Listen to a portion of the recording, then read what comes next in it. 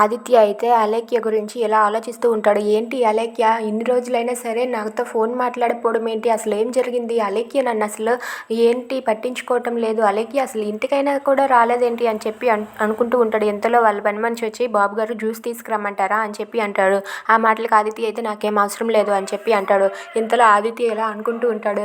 సరే అలేఖ్య చేయకపోతే ఏమి నేనే చేస్తాను, తను ఎత్తేంత వరకు ట్రై చేస్తూనే ఉంటానని చెప్పి కాల్ చేస్తాడు. అది చూసి అలేఖ్య అయితే వాళ్ళ మమ్మీతో అమ్మ ఆదిత్య మళ్ళీ కాల్ చేస్తున్నాడమ్మా అని చెప్పి అంటుంది. సరే ఇలా ఇవ్వు నేను మాట్లాడతానని చెప్పి ఆ ఫోన్ తీసుకొని ఏంటి బాబు చెప్పండి అని చెప్పి అంటుంది.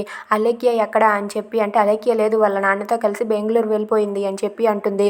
అది విని అలేఖ్య అయితే నేను ఇక్కడే ఉన్నాను అని చెప్పి అంటుంది. ఇక వాళ్ళ అమ్మ అయితే ఫోన్ పక్కకు పెట్టి నువ్వు సైలెంట్గా ఉండు అని చెప్పి ఫోన్ పెట్టేస్తుంది. Hello hello aunty, Alekhya Bengaluru phone పట్టుకెళ్ళకుండా ఎలా వెళ్ళింది ఆంటీ అని చెప్పి అనేలోపే వాళ్ళ అమ్మ కాల్ కట్ చేస్తుంది. ఇక అలేఖ్య అయితే లేదు మమ్మీ, నేను ఆదిత్యనే పెళ్లి చేసుకుంటాను, ఇప్పుడు నేను ఆదిత్య దగ్గరకు వెళ్ళిపోతాను మమ్మీ అని చెప్పి అంటుంది. అది విని వాళ్ళ నాన్న అయితే నువ్వు కానీ ఆదిత్యను పెళ్లి చేసుకున్నావనుకో మీ అమ్మ నేను విషం తాగి చేస్తాం, అది గుర్తుపెట్టుకో, నీకు పెళ్లి కావాలి, నీకు ఆదిత్య కావాలా మా ఇద్దరం కావాలా తేల్చుకో అని చెప్పి వాళ్ళ నాన్న అలేఖ్యకి వార్నింగ్ ఇస్తూ ఉంటాడు. ఇక అక్కడ ఉన్న ఆదిత్య అయితే ఏంటి ఆదిత్య బెంగళూరు వెళ్ళడం ఏంటి, ఏదో తేడాగా ఉంది, ఏం జరిగిందో తెలుసుకోవాలి, ఆలేఖ్య లేకుండా నేను ఉండలేనని చెప్పి ఆదిత్య అనుకుంటాడు.